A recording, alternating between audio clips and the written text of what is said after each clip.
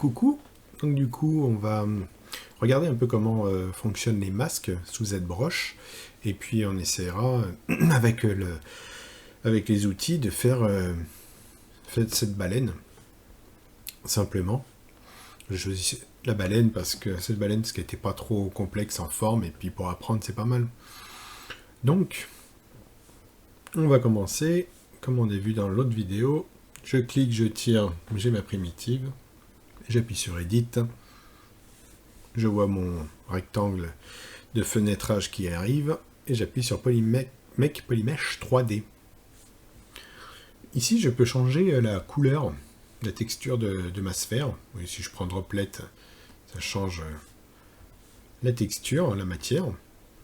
Alors c'est vrai que par défaut, c'est le Matcap Red Wax, mais quand on fait beaucoup de ZBrush, au bout d'un moment, elle nous énerve cette texture, donc il n'est pas rare quand vous voyez des tutos avec d'autres couleurs, d'autres textures. Perso, j'aime bien la Matte Cap Guy. Ça reste encore un peu brillant pour voir les déformations, pour voir les creux, ces choses-là. Et puis ça change un peu du rouge. Donc, on va voir ensemble comment on fait un masque et à quoi ça sert. Là, on peut voir un peu ma résolution. Je vais l'augmenter avec un CTRL-D. Je vous rappelle que ça, CTRL-D rajoute une subdivision hop, à ma géométrie. Vous voyez, là j'en ai deux. Et ça rajoute surtout le fait de faire un CTRL-D, de subdiviser, ça rajoute de la matière, de la texture, des pixels, donc ça va être beaucoup plus fin. Je vais pouvoir faire des finesses à mon sculpte. Alors, là, pour faire un masque, vous restez appuyé sur CTRL, vous voyez sous mon curseur, c'est marqué plus masque. Alors c'est un masque, on va dire positif, c'est-à-dire que j'en ajoute. Si je reste appuyé sur CTRL et en même temps Alt, c'est marqué moins masque, c'est-à-dire que je vais en enlever. Ainsi, on va pouvoir faire des masques de la forme que l'on souhaite. Et à quoi ça va me servir un masque? Comme son nom l'indique, ça va masquer une zone et donc protéger ma géométrie de tout sculpte. Par exemple, maintenant, si je prends la broche clé build-up, j'agrandis un peu la taille. Alors, vous voyez la taille, là, vous pouvez l'agrandir par ici. Vous avez ici le focal shift. Ça resserre ou ça élargit le centre, vous voyez, de mon cercle, mon deuxième cercle. À quoi ça sert le centre du milieu, là, que je suis en train de bouger? Plus il va être large, plus il va toucher le centre externe, plus les deux vont être collés l'un à l'autre, plus l'alpha, comme on a vu dans l'autre vidéo, qui ressemble à la mine de mon crayon, va être net. Si je touche là, vous allez voir un carré arriver. On va voir vraiment cet alpha qui va être poussé en sculpte. Et si mon focal shift, je le mets au milieu, il faut voir ça comme une zone à partir de laquelle il va y avoir un dégradé de l'alpha. Là, vous allez voir que le carré va être estompé sur les bords. Il est beaucoup moins net. Si je le mets à 0, c'est à peu près au centre. Ça permet d'estomper du coup les angles durs de cet alpha, qui est finalement juste une image en noir et blanc. Vous pouvez vous-même les créer et les importer. Donc je vous montrais qu'il y avait le focal shift, la size ici, l'intensité là. L'intensité, si je mets à 0, je ne vais rien pouvoir d'extruder de mon mèche. Mon pinceau va être à une force de 0. Si je le mets à 100, il va être très très fort. Quand j'écrase mon stylet à fond. Et pourquoi je vous montrer tout ça? Car ces options, très souvent, plutôt que d'aller les chercher en haut, si vous appuyez sur la barre d'espace, vous allez y accéder direct. Il faut rester appuyé sur la barre d'espace et là vous avez accès à la size. Là le focal shift. Et là le A signifie l'alpha d'une texture. M, RGB, c'est-à-dire le matériau plus la couleur RGB. RGB c'est juste la couleur toute seule et M c'est matériau tout seul. Add ça veut dire que vous allez ajouter. Sub, ça veut dire que vous allez soustraire. Et pour rappel, le add et le add par défaut il est mis Et si vous voulez du Z sub, vous faites Alt, vous l'avez, comme on a vu dans la première vidéo. Toutes les broches vont marcher comme ça. Et du coup, pour en revenir à mon masque, j'ai masqué une zone, par exemple, je veux la protéger. Et si je vais commencer à sculpter mon mesh, toute cette zone-là va être protégée. Donc ça va être un bon moyen d'isoler une zone afin de ne pas l'abîmer, de ne pas sculpter dessus. Une fois que vous avez fait cette zone-là, pour rester dans les masques, si vous pouvez, si vous le souhaitez, inverser le masque avec CTRL, un clic à l'extérieur. Il a vraiment inversé la zone de masque. C'est-à-dire que maintenant, tout va être...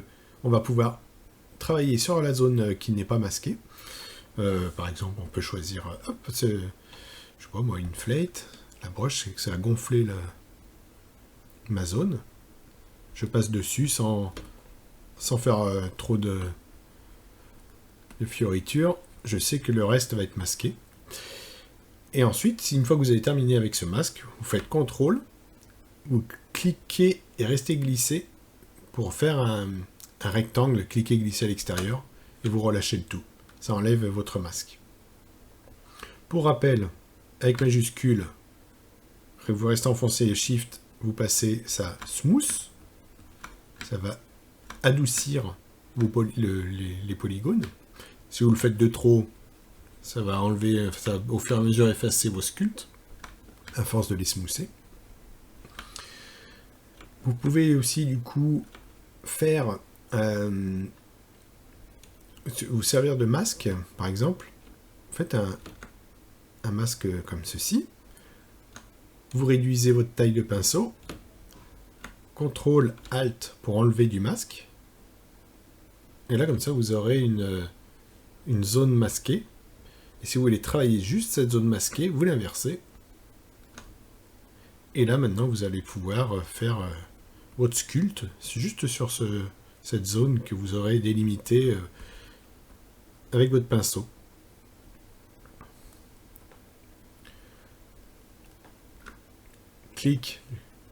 Un contrôle clic glisser sur l'extérieur et vous enlevez votre masque.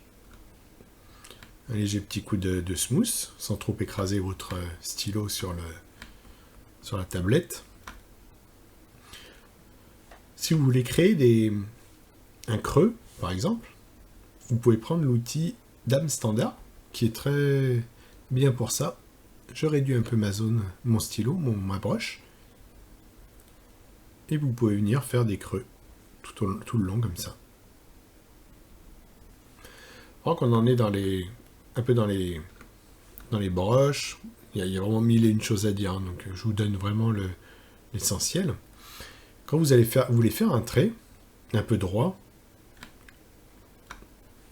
vous avez une méthode, c'est faire un clic, vous appuyez sur majuscule, vous tirez, vous orientez votre trait, et vous relâchez majuscule.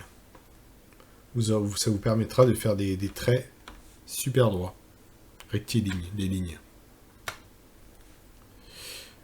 Pour ce faire, vous devez avoir d'activer, par défaut, je l'ai peut-être sur cette broche, vous l'avez peut-être aussi, ce qu'on appelle la Lazy Mousse. Alors Lazy Mousse, comme j'utilise le raccourci qui est L, par défaut, on va la trouver dans Stroke, Lazy Mousse. Si vous cliquez sur Lazy Mousse, vous allez voir à votre... Enfin, on ne le voit pas bien, mais normalement, oui, on voit une petite queue à la souris qui apparaît, parce que là, ma Lazy Mousse est très petite. Quand je dessine, je ne sais pas si vous arriverez à le voir, juste derrière votre curseur, vous avez un petit trait rouge qui va être plus ou moins grand selon la taille du Lazy Mousse que vous aurez mis. Voilà, donc vous verrez peut-être un peu plus. J'ai une traînée derrière. Ça, c'est visuellement pour vous dire que vous êtes en Lazy Mousse. Et alors, à quoi ça sert? Ça vous permet, en fait, plutôt que de dessiner comment on pourrait dire, point par point à la seconde où vous posez votre crayon, il va faire une moyenne. Il ne va pas dessiner tout de suite votre trait, il va faire une moyenne entre, selon la longueur que vous l'avez mis dans stroke, il va faire une moyenne de votre tracé. Et si vous avez des choses à faire assez longues, des longs traits, le lazy mousse va bien vous être utile. Comme ça vous évite, là c'est à peu près droit, ça va vous éviter de faire ce genre de choses. Je l'enlève. Un peu bizarre, un peu tremblante. Donc pour rappel, si vous appuyez sur L, ça va mettre en place le lazy mousse, ça va l'activer. Si j'appuie sur L, ça l'éteint. Hop, du coup on a vu un peu comment vous pouviez faire des traits droits et comment vous pouviez éviter de trembler de trop lorsque vous faites du lazy mousse. Alors, on va voir quelque chose pour faire notre baleine. Le logiciel là, que j'utilise s'appelle PureRef, c'est un logiciel gratuit. L'avantage, c'est qu'il va vous permettre de rester en premier plan sur votre ZBrush. Et ça vous permet d'avoir des références. Parce que dans ZBrush, je vous conseille, quand vous sculptez, d'avoir toujours des références. Car si vous sculptez sans référence, vous n'aurez pas de point de comparaison, savoir si vous vous améliorez, si vous êtes bon, si c'est moche, si c'est nul. Et du coup, n'importe quoi de ce que vous ferez, si vous n'avez pas de référence, ça vous paraîtra bien, mais vous n'aurez pas à quoi vous référer pour vous dire, finalement, non, ça ne ressemble pas à la forme, il y a quelque chose qui ne va pas. Donc, toujours avoir des références sous le nez. Hop, je réduis un peu mon PureRef, on va le mettre comme ça. PureRef, si vous voulez aussi, une fois que vous l'avez téléchargé, il y a une option à mettre en place pour que ça reste toujours devant, c'est Windows, non c'est Mode, Always on Top. Comme c'est Always on Top, qui voudra dire rester toujours au-dessus des autres fenêtres. Alors, pour faire une forme dans ZBrush, très souvent, je vais vous montrer, je vais partir de 0. Je vais supprimer. Alors quand vous avez supprimé le seul subtool qui est dans votre fenêtre, vous allez voir que vous n'avez pas rien à voir, il va par défaut vous mettre un subtool étoile souvent. Donc delete. Autre information importante, supprimer un subtool dans ZBrush est irréversible. Il faut bien réfléchir à 2 fois avant de dire oui, et bien regarder quand vous en avez plusieurs lequel il va supprimer. Donc, comme je vous ai dit, il va vous mettre une étoile par défaut parce que ZBrush n'accepte pas qu'il y ait aucun subtool. Et on va faire Append pour insérer un nouveau subtool. On va partir d'une sphère. Il a gardé l'ancien. Je vais le supprimer. Je sélectionne mon subtool. J'appuie sur Delete. Oui, je suis sûr. Et je vais vous montrer quelque chose à laquelle vous allez vite être confronté quand vous allez sculpter. Je vais prendre l'outil Move. J'appuie sur M. M. Move. L'outil Subtool, n'importe quoi, l'outil Move. Je grossis mon pinceau. Je regarde un peu ma référence, ok, je vois qu'elle est allongée, ma baleine. Alors moi, pour le tuto, je vais mettre mes références, j'ai un deuxième écran pour ne pas vous gêner. Vous allez voir que si vous voulez faire une forme rapidement, il va éviter de faire prendre une taille de pinceau trop petit, parce que vous voyez, il va déformer à hauteur du diamètre de votre pinceau. Donc CTRL Z, prenez un grand pinceau comme ça, et vous tirez pour commencer à avoir votre forme de baleine, par exemple. Et vous allez vous rendre compte au bout d'un moment que vous avez je vous les montre, vous avez une déformation des polygones. Vous pouvez vous dire pour le moment, c'est pas bien grave, moi ça me dérange pas. Par contre, va arriver un moment où on va faire, par exemple, je vous montre, imaginons vous avez quelque chose à étirer, très loin comme les nageoires, vous allez arriver à une déformation tellement importante que vous ne pourrez plus sculpter, ça va être horrible. Pour ça, ZBrush a un mode qui facilite le sculpte, c'est le Dynamesh. Alors Dynamesh comme dynamique, comme mèche dynamique. On va voir pourquoi. Je ferme. Dans géométrie, on va voir, vous avez Dynamesh. Vous le développez. Et là, pour le moment, il est éteint. Il faut appuyer dessus et ça va vous mettre en Dynamesh votre mèche actuelle que vous voyez à une résolution de 128. Bon, pour le moment, ça ne vous parle peut-être pas. On va regarder ce que ça donne. Dynamesh. Il a légèrement bougé. Et si on regarde le mesh maintenant, on voit qu'il l'a quadrillé avec une topologie plutôt aléatoire. Mais ça, pour le moment, la topologie, on s'en fiche. Nous, on veut juste du sculpte. Non seulement ça lui a mis une topologie un peu aléatoire, étrange, mais surtout, ça a vraiment divisé et ça a réparti toute la topologie de manière homogène par rapport à ce qu'on avait tout à l'heure. Alors, j'ai dit que tout à l'heure, on regarderait à quoi correspondait la résolution. Il peut arriver que, maintenant, si vous commencez à bouger votre mèche avec l'outil Move, vous allez voir que vous pouvez vous dire ça commence à le bouger, mais c'est trop fin, il y a déjà trop de détails. Donc, quand vous avez trop de détails, il faut baisser la résolution de votre Dynamesh. Et pour recalculer un Dynamesh, c'est assez étrange, mais c'est CTRL, comme pour effacer un masque. Clic dans le vide et vous tirez. Et normalement, ok, ça c'est un souci de ZBrush aussi. S'il ne le fait pas, s'il ne prend pas en compte 48, il attend parfois d'avoir une action dessus. Donc ce que je fais très souvent, c'est un petit smooth, avec majuscule, un petit smooth dessus. Je recalcule mon Dynamesh. Et là, vous voyez, il a bougé. Il a recalculé avec la bonne résolution. Vous le voyez tout de suite quand il ne recalcule pas avec une autre résolution, quand vous aurez l'habitude.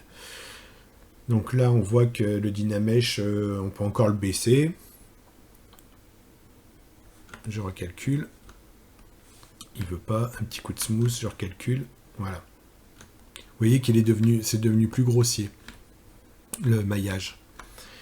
Mais l'avantage par rapport à tout à l'heure, c'est que tant que Dynamesh est actif, si je tire, vous allez me dire, ah bah oui, c'est nul, ça refait la même erreur que tout à l'heure, j'ai mon maillage qui est dégueulasse. Vous recliquez, vous recalculez le Dynamesh, et hop, vous avez vu, vous avez peut-être pas vu, il a redispatché tout le maillage uniformément, plutôt que d'avoir du maillage dégueulasse.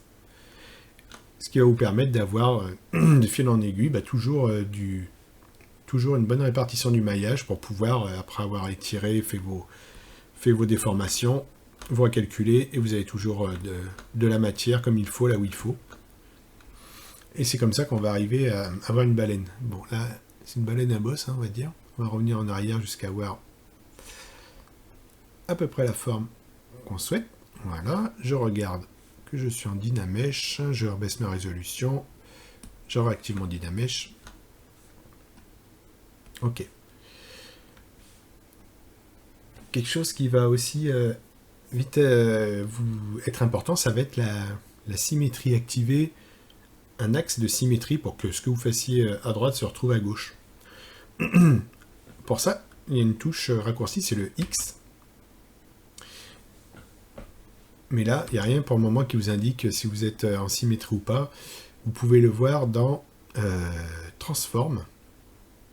Comme pour tout à l'heure Stroke, on peut cliquer sur ce petit bouton. Ça va venir docker le menu sur la droite. Quand j'appuie sur X, vous avez vu Activate Symmetry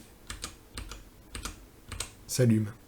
Donc il vous dit que vous êtes actif sur l'axe X. Vous voyez d'ailleurs un deuxième petite icône qui vient. Donc si vous tirez, il va faire la même la même action sur l'axe de symétrie que vous aurez choisi. Vous pouvez choisir Y. Voilà, vous pouvez même choisir X et Y en même temps. C'est bon à savoir quand vous voulez faire des... Alors là, quand je le bouge, c'est peut-être pas une évidence que ça soit intéressant, mais avec l'outil, par exemple, de choix standard, vous allez pouvoir faire pour des formes, je sais pas quoi, des céramiques ou des formes étranges, je sais pas, des épées, des choses comme ça, vous allez pouvoir faire des formes, des sculptes qui seront un petit peu... qui auraient pu être beaucoup plus compliqués à faire sans symétrie. Donc, on va pas trop sculpter notre baleine, on n'a pas trop besoin. Je me remets bien juste en mode X, et je repasse en mode, je reprends mon petit brush move. Je peux appuyer sur M, et je vais rechercher ma brosse move. Vous avez aussi, si vous l'avez utilisé il n'y a pas longtemps, les brosses, elles se mettent là, celles que vous avez utilisées il n'y a pas longtemps, tout au début. Donc voilà, je vérifie bien que je suis en Dynamesh, pas trop élevé au départ, une bonne grosse broche. Je suis de face. Je vais mettre de haut. Et cette symétrie-là ne me plaît pas pour sculpter ma baleine. Autant pour un visage, ça va, que pour une baleine, non. Parce que moi, je voudrais la sculpter comme ça. Je la sculpte comme ça ou comme... peut-être en hauteur. Ça sera peut-être mieux en longueur. Donc je vais prendre, j'appuie sur W, ça me lance, ça me prend ma broche Gizmo, ma transpose. Si vous n'avez pas, je pense que vous devriez avoir celle-là par défaut. Si vous avez ça, c'est l'ancien transpose de ZBrush. Je l'ai un peu oublié comment on l'utilisait, donc je clique sur le nouveau Gizmo 3D.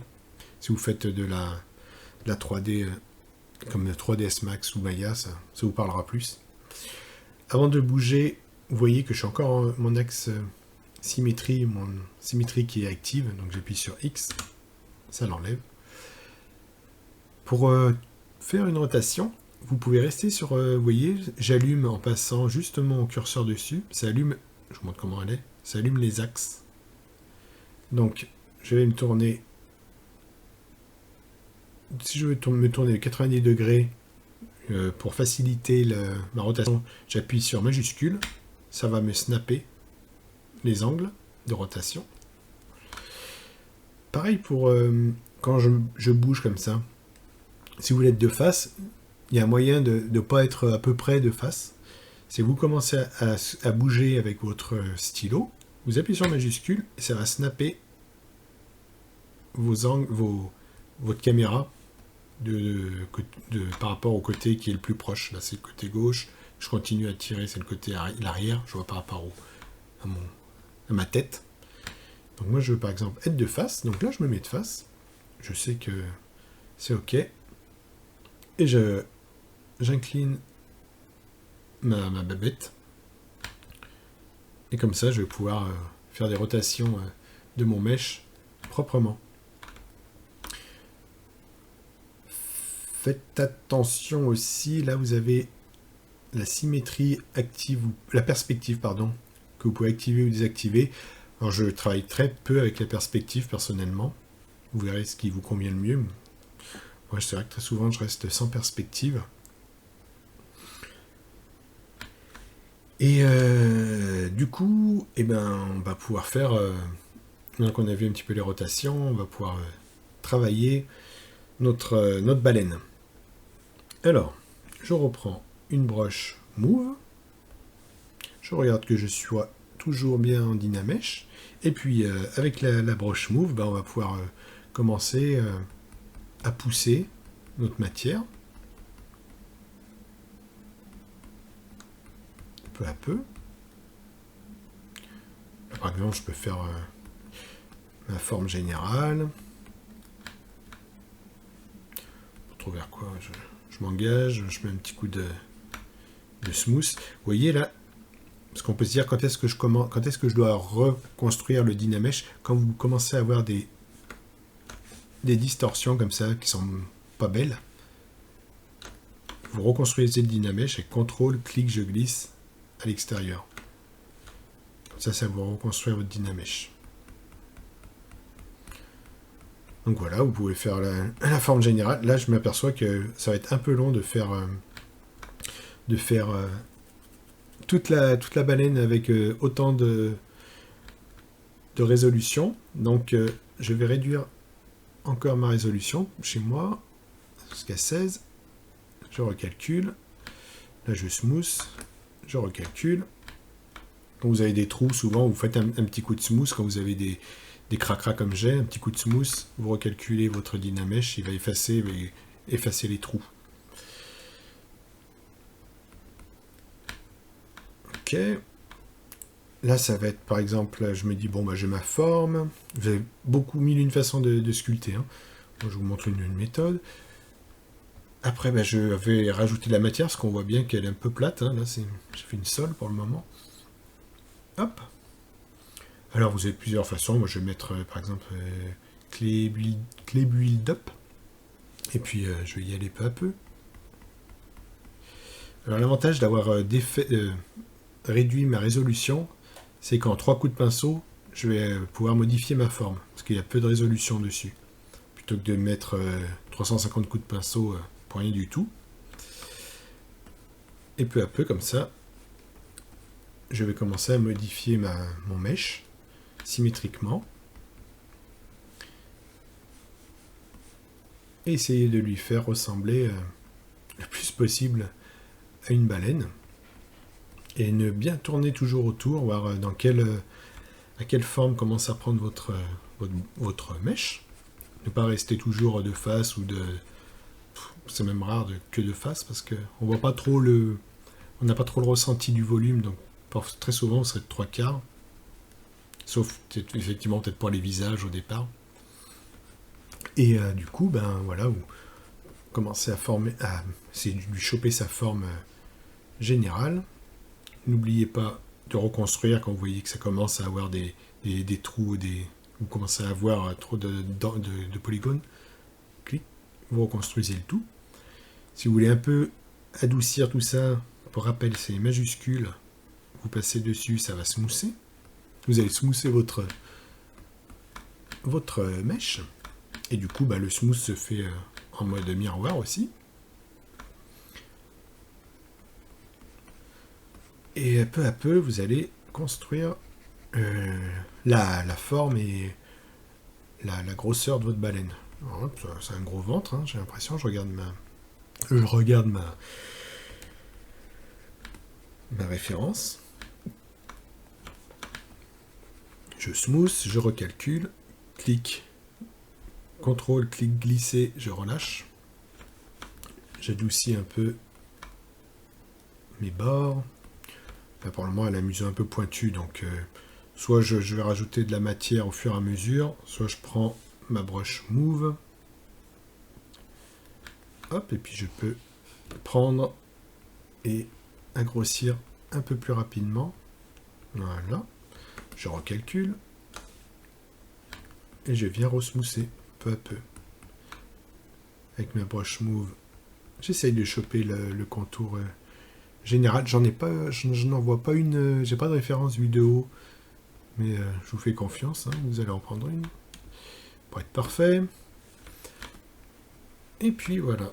Peu à peu, on va commencer à avoir notre forme de baleine. Dessous, je lui remets, vous allez chercher la clé build up. Vous allez rajouter votre matière.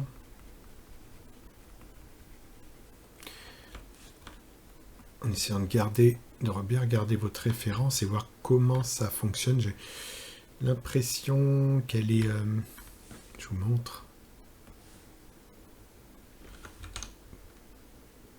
Elle a une... comme ça par rapport au haut qui lui est un peu plus plat. Il y a un petit bec là.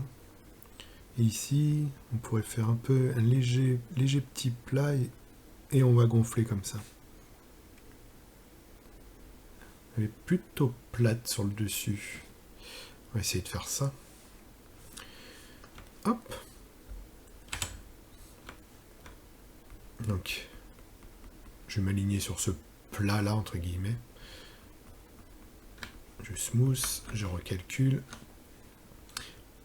Là, j'agrossis un peu le museau. Et là, elle a un gros ventre. Si je puis me permettre. Je remets un peu de matière sur les bords. Hop. Et comme ça, peu à peu,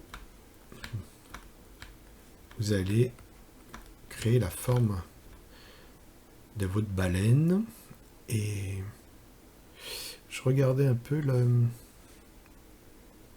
faut regarder visuellement, est-ce qu'il y a une continuité où on dirait qu'elle redescend un peu. Qu'elle redescend comme ça. Et que ça remonte. Et que si on tire un trait, le museau arrive à l'aplomb de l'arrière de sa queue. Donc on peut tenter de se rapprocher de ça. Et donc, hop, là on a fait la première vague, et là derrière... ouais, oula, je suis parti un peu vite là. Ouais, où était tête. Ça. Je me rappelle plus qu'est-ce qui était où. On va faire comme ça. Et l'arrière, on va le grossir. J'ai l'impression que c'est un peu plus gros quand même. Donc là, je rajoute de la matière sur le côté, je tourne, je regarde, je smooth un petit peu, je recalcule mon dynamèche, je gonfle un peu le ventre. Voilà. Bon. Après, vous avez compris un peu la méthode. Là, on pourrait faire on pourrait utiliser l'outil Move avec un gros pinceau comme ça. Je vais vous montrer, faites une occasion.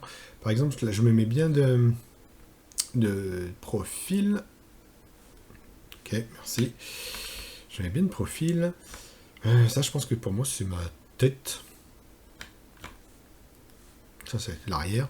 Si j'avais dans l'idée de tirer un peu l'arrière pour faire le reste de la queue. Donc, ce que je peux faire en masque, plutôt que de peindre juste au pinceau comme ça, je peux faire un contrôle clic glisser. Et là, j'ai un rectangle où c'est écrit masque. Et tout ce qui sera pris dans mon mèche, toute l'arrière de la queue va être masqué. Donc, à partir d'ici, si j'inverse mon masque, comme on a vu, et que j'utilise l'outil Move, que j'ai déjà d'ailleurs, avec une grosse broche, on va voir que ça va me permettre d'étirer ma matière, mais un peu trop sèchement, un peu trop abruptement. Donc, il y a un autre... une fois qu'on a fait un masque, ce qu'on peut faire, on peut l'adoucir. Alors, comment on peut faire ça? C'est-à-dire qu'il va en prendre de moins en moins. Ça sera une sélection adoucie. Alors, vous faites un CTRL, vous restez appuyé sur CTRL et vous cliquez sur la partie blanche, et ça va adoucir votre masque. Et à partir d'ici, avec l'outil Move, vous allez voir que vous allez pouvoir étirer de la matière, mais plus doucement. Il y aura moins d'à-coups. Hop. Je regarde un peu, hein, je ne suis pas un pro de la baleine, mais... Touc, touc. Et tant que vous n'avez pas effacé le masque, il vous garde votre partie masquée. Donc là, ce que je vois, c'est qu'il y a quelque chose qui ne va pas aller, c'est que la queue ne remonte pas comme ça, elle est en continuité. Elle remonte légèrement, mais en continuité. Donc là, j'efface mon masque, avec CTRL, clic, glisser dans le vide. Je remonte un peu sa partie du dos, je smooth, je recalcule par rapport à, vous allez voir, la fin de la queue, elle va se recalculer, le mèche. Hop là, c'est plus doux, c'est mieux. Et comme ça, vous allez pouvoir rajouter de la matière. C'est une façon de rajouter de la matière à une partie, avec les masques. Et on a vu aussi comment vous pouviez adoucir ce masque. Ensuite, ben là, ça va être du sculpte. Hein. Je me mets de haut. J'élargis un peu la fin. Et je vais prendre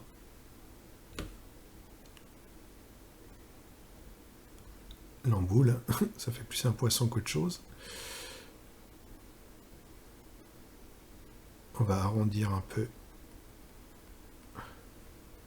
ça. Ça, on va le rentrer dedans, un peu comme ça, pour recalculer le mesh, ou smousser.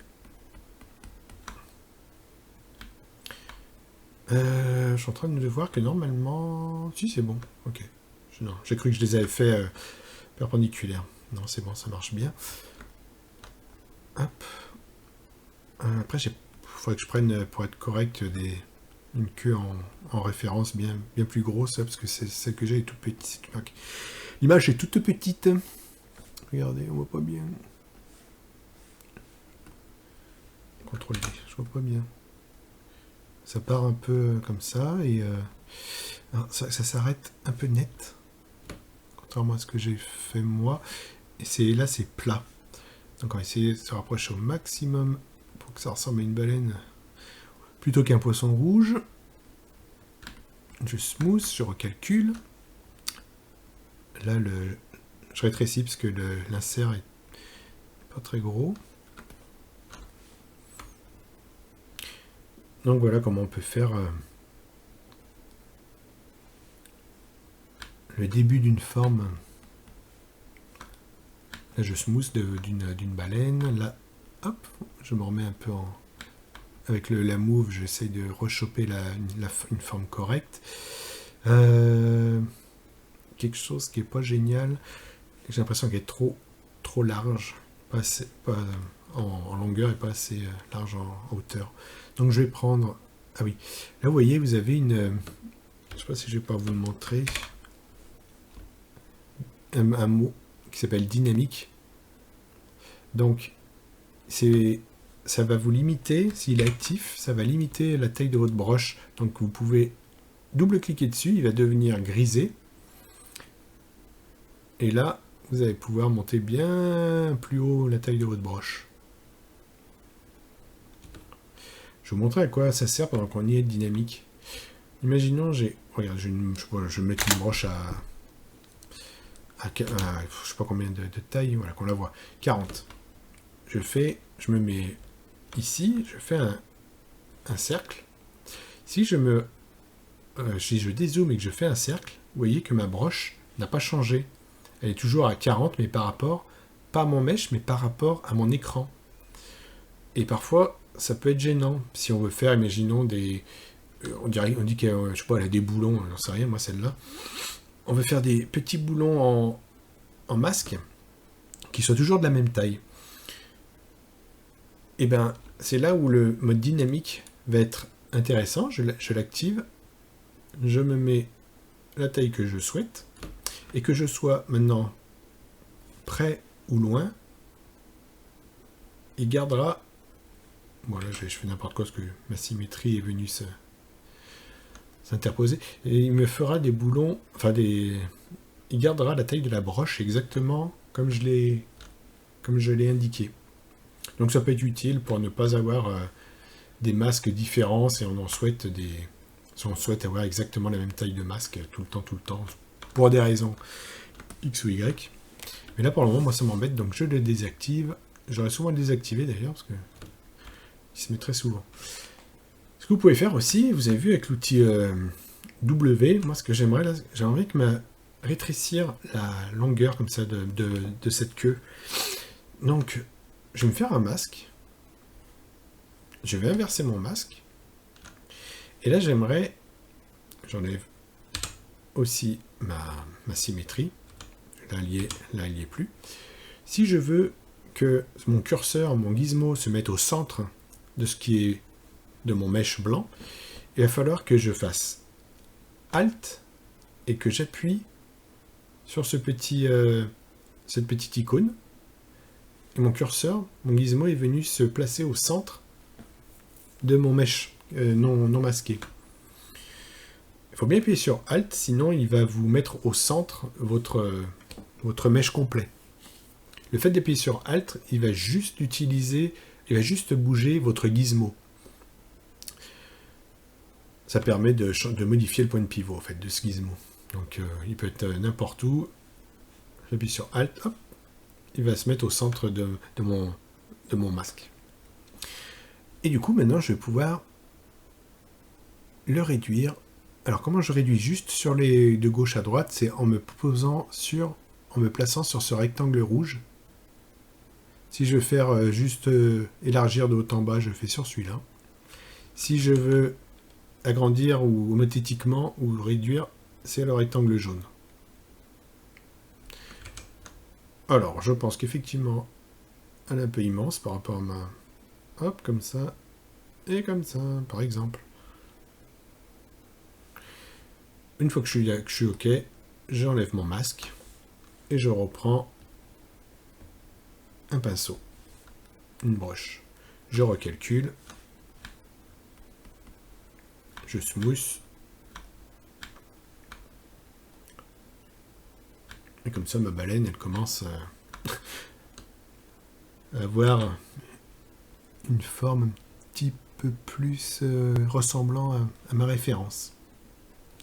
Donc voilà, en y passant un peu de temps, vous pourrez faire une belle forme à plat. Probablement elle bouge pas, hein, elle n'est pas très animée du corps de la baleine. Et puis dans la vidéo suivante, on lui fera les ailes, on lui fera ses nageoires, et puis on pourra essayer de faire un œil, et puis la mettre en forme, la finir. Voilà, à bientôt et passez une bonne journée.